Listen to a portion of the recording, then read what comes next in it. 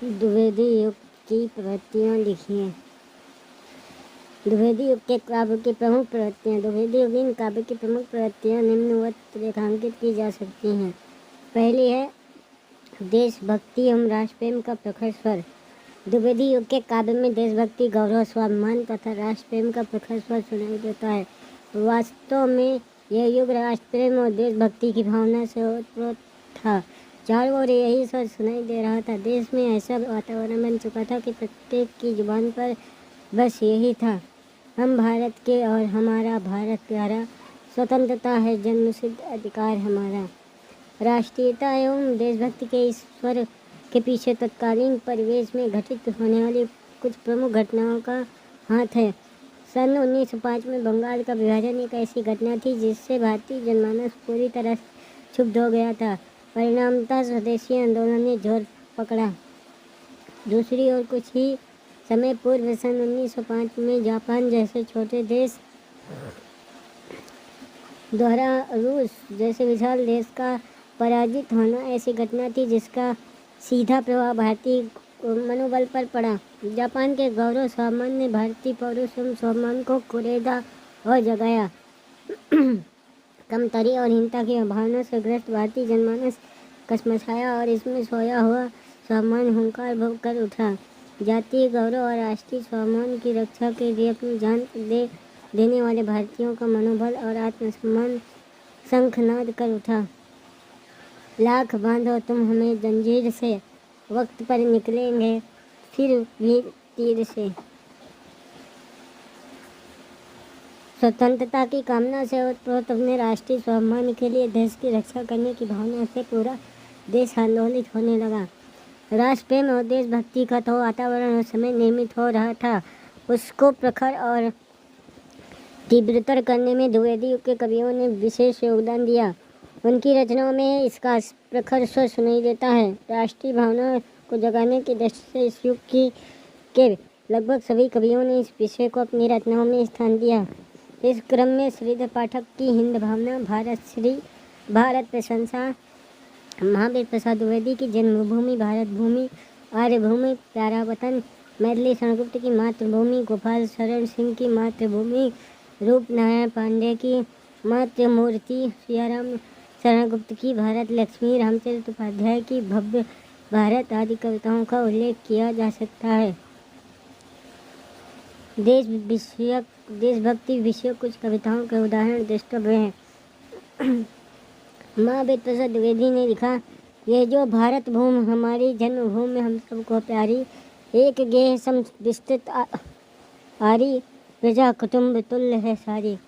और एक जगह महावीर प्रसाद द्विवेदी ने लिखा, नीलांबर परिधान हरित पट पर सुंदर है, सूर्य चंद्र युग मुकुट मेखला रत्नाकर है, नदियाँ प्रेम प्रवाह फूल तारे मंडल हैं, बंदी जन खगबंद शेष फन सिंहासन है। इसी प्रकार सियाराम शरण गुप्त ने लिखा, आशीर्वाद दीजिए हे माँ, करने को स्वदेश का त्याग, विचलित हो नहीं युद्ध से, निकल जाए चाहे मम प्राण। तो वस्तुतः देश प्रेम, राष्ट्रीय गौरव और स्वाभिमान की अभिव्यक्ति इस काल की स्वाभाविक प्रकृति बन गई थी, जो इस युग की कविताओं में सर्वत्र सुनाई पड़ती हैं।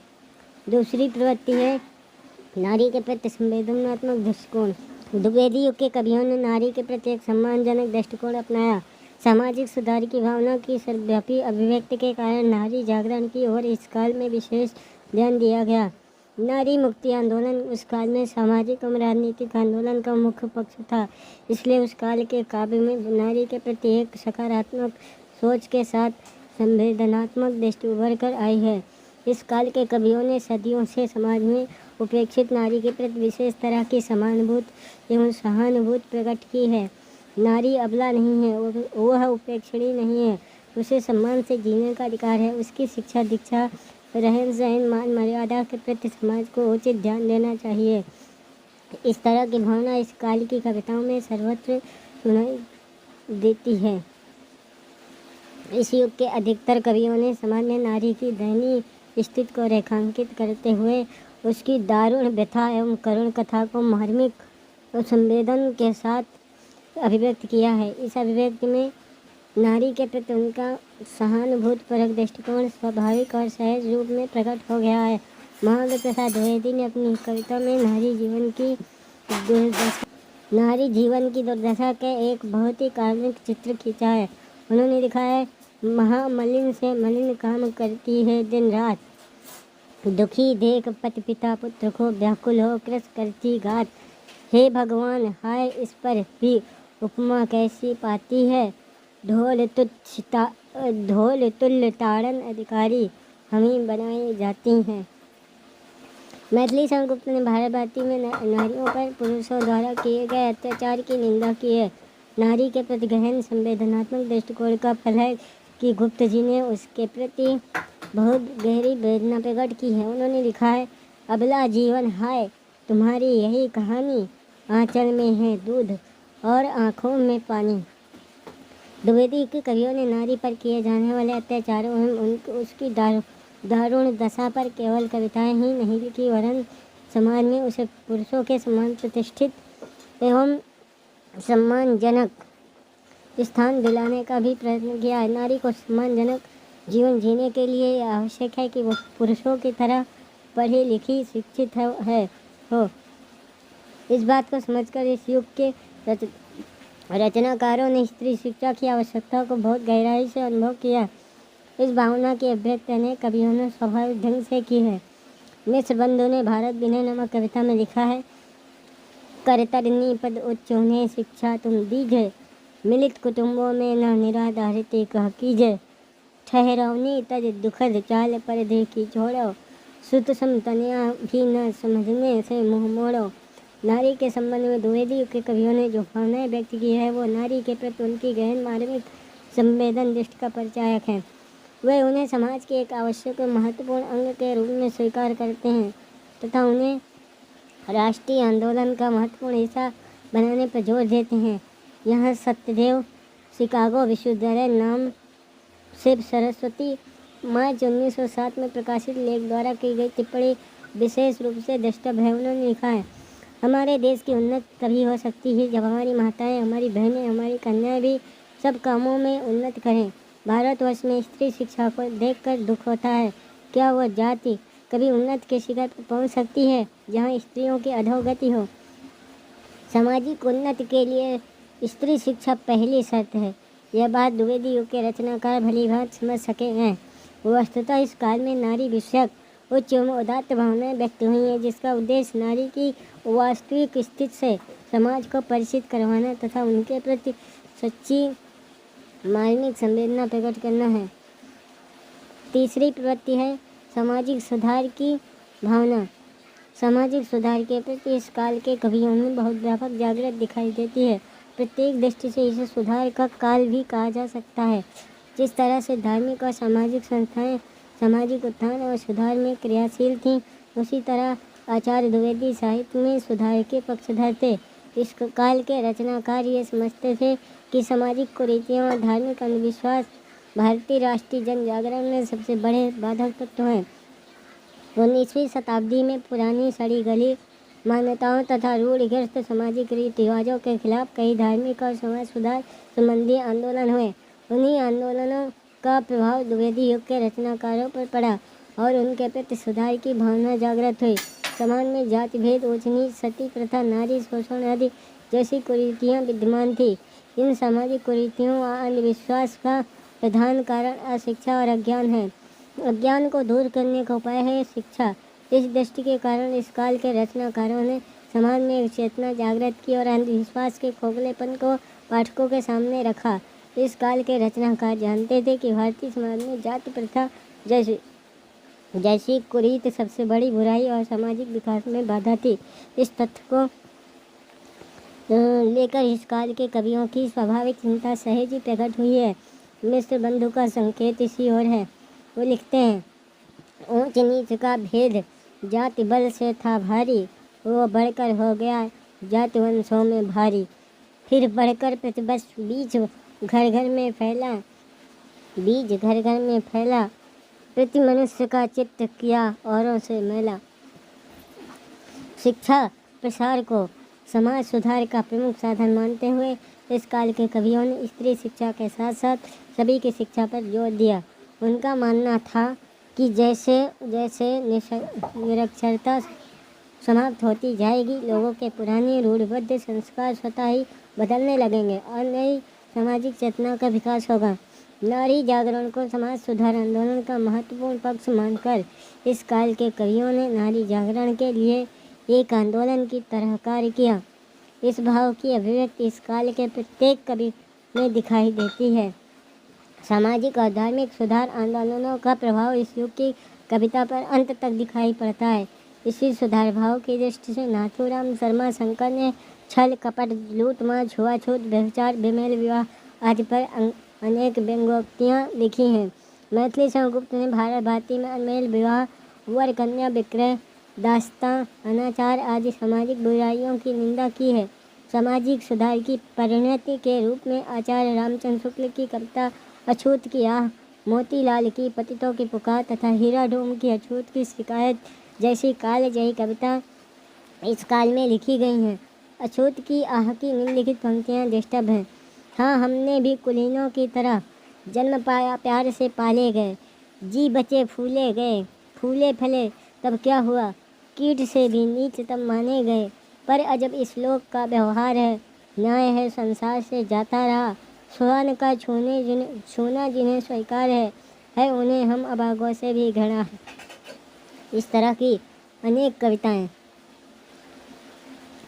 कविताओं का उद्देश्य सामाजिक विसंगतियों और विद्रुपताओं को उभारना और ऐसी कुरीतियों को दूर कर सामाजिक सुधार का प्रयास करना है। इस तरह द्विवेदी युग में समाज सुधार की व्यापक भावना का उन्मेष दिखाई देता है। जहाँ इस काल के कवियों ने बहुत विस्तृत ढंग से समाज सुधार का काम किया। जिस समाज सुधार का काम भारतेंदु ने आरंभ किया था, उसे इस काल के कवियों ने चरम शिखर पर पहुँचाया था। चौथी प्रवृत्ति है बौद्धिकता की प्रधानता। इस काल के कवियों ने भावना के स्थान पर बुद्धि को वरीयता दी, यानी प्रमुखता दी है। हालांकि भावना का आवेग भी इस काल में कम नहीं दिखाई देता, लेकिन हृदय और भावना की अपेक्षा बौद्धिकता की प्रधानता इस काल में विशेष रूप से दिखाई देती है।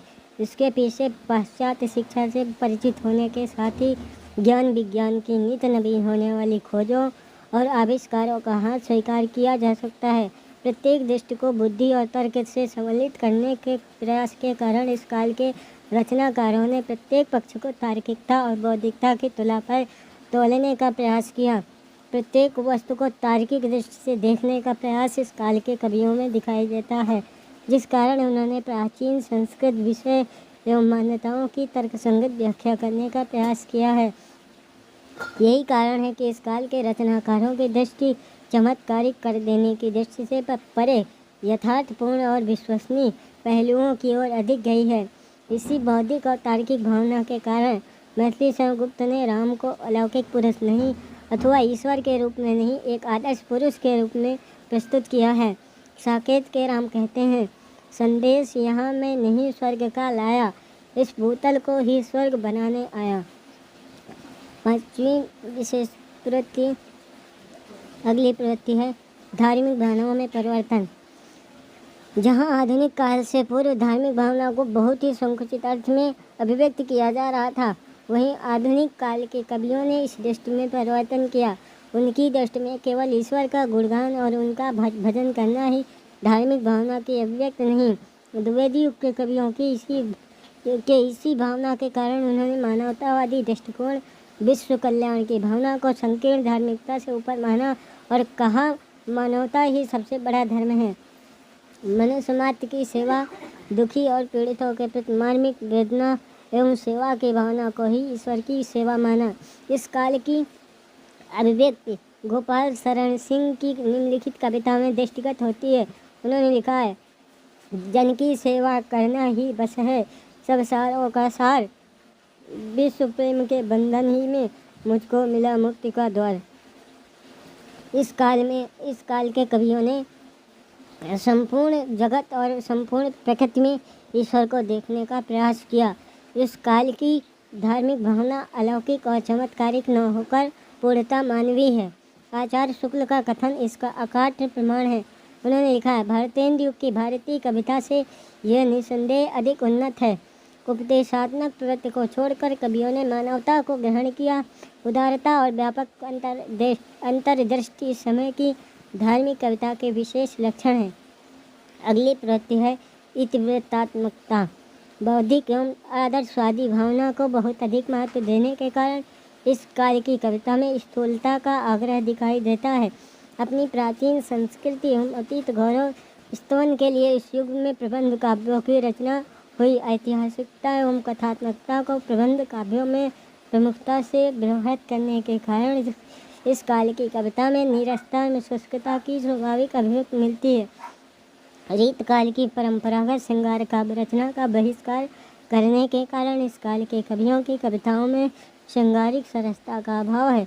इसका एक कारण यह भी है कि इस काल के कवियों ने सात्विकता एवं मर्यादा के प्रति विशेष आग्रह प्रदर्शित किया है, जिसके कारण उनकी आदर्शवादी अभिव्यक्तियों श्रृंगारपरक कोमल भावनाओं की अभिव्यक्ति के लिए अवकाश ही नहीं है।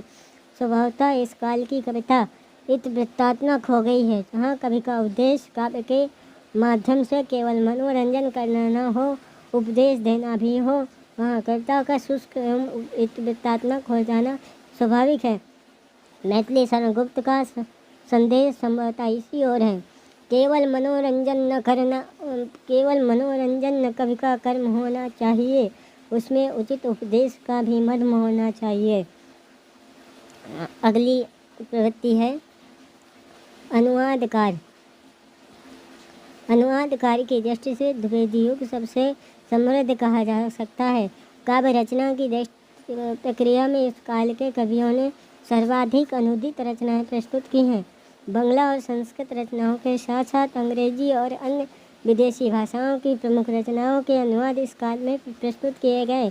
जहाँ श्रीधर पाठक जैसे इस काल के महत्वपूर्ण कवि ने गोल्ड स्मिथ की रचनाओं द हर्मिट, द ट्रेवलर और द डेजर्टेंट विलेज का एकांतवासी योगी और शांत फटिक तथा उजाड़ ग्राम नाम से क्रमशः अनुवाद प्रस्तुत किया। वहीं मैथिली शरणगुप्त जी जैसे कवि ने उमर खयाम की रुबाइयों का अनुवाद प्रस्तुत किया। राय देवी प्रसाद पूर्ण ने कालिदास के मेघदूत का धाराधर धावन नाम से छंदोबद्ध अनुवाद प्रस्तुत किया। इस काल के लगभग सभी कवि ने किसी न किसी प्रसिद्ध काव्य का अनुवाद प्रस्तुत किया। अगली प्रवृत्ति है प्रकृति चित्रण। प्रकृति चित्रण की दृष्टि से यद्यपि द्विवेदी युग के कवियों ने परंपरागत मानदंडों को बहुत हद तक स्वीकार किया, पर उसमें एकदम नवीनता एवं मौलिकता का अभाव है, ऐसा नहीं कहा जा सकता। मैथिली शरणगुप्त एवं हरिऔध द्वारा किए गए प्रकृति चित्रण में पर्याप्त नवीनता एवं मौलिकता है। इनके अतिरिक्त अधिकतर कवियों ने प्रकृति के आलम्बन स्वरूप को प्रमुखता दी है। प्रकृति चित्रण में कल्पना के उड़ान, गहन अनुभूति एवं सूक्ष्म निरीक्षण के प्रायः अभाव के कारण इस काल के अधिकतर कवियों के प्रकृति चित्रण में स्थूल एवं वायवी प्रयास दृष्टिगत होता है, जिसके कारण उसमें इतिवृत्तात्मकता का समावेश हो गया है। यद्यपि स्वतंत्र रूप से यत्र तत्र प्रकृति के चित्र भी इस काल की कविताओं में उभर कर आए हैं, जिनमें विविधता एवं व्यापकता भी है, पर उनमें प्रकृति का उद्दीपनकारी रूपक स्वरूप विशेष रूप से मुखरित हुआ है। यहाँ इस क्रम में केसरी नारायण शुक्ल का कथन विशेष द्रष्टव्य है। उन्होंने लिखा है, द्वितीय उत्थान के कभी प्रकृति के रहस्यों का न उद्घाटन कर सके, न मानवता को प्रकृति का कोई संदेश ही प्रदान कर सके। नैतिकता के कोरे उपदेश ही इसका परिणाम है। इस समय के अधिकतर कवि प्रकृति के ऊपरी रूप ही झलक मात्र से संतुष्ट थे। उन्होंने प्रकृति की अंतरात्मा तक पहुँचने का प्रयत्न बहुत कम किया है। बावजूद इसके श्रीधर पाठक, मैथिली शरणगुप्त, हरिऔध ने प्रकृति के मनोहर रूप की मनोरम झांकी प्रस्तुत की है, जिसमें स्वाभाविकता है, सहजता है, रमणीयता है एवं मौलिकता के साथ नवीनता भी है। इनके अतिरिक्त खंड रूपों, काव्य रूपों जैसे खंड काव्य, प्रबंध का, मुक्तक, प्रगीत आदि की विशेषताओं के माध्यम से द्विवेदी युगीन काव्य ने आगे आने वाली छायावादी कविता के लिए अनुकूल भावभूमि तैयार कर दी। द्विवेदी युग में आधुनिक हिंदी कविता के विकास की दृष्टि से बहुत महत्वपूर्ण कार्य हुआ। छायावादी काव्य की कमोबेश सभी प्रवृत्तियाँ आरंभिक रूप में ही सही द्विवेदी युग में अंकुरित होने लगी थी, जिनका पूर्ण विकास आगामी युग में हुआ। हालांकि कतिपय विद्वान छायावादी कविता को द्विवेदी युगीन कविता की प्रतिक्रिया मानते हैं, पर यह कहने में कोई हर्ज नहीं कि छायावादी कविता द्विवेदी युगीन कविता का ही किसी न किसी रूप में विकास है। समाप्त।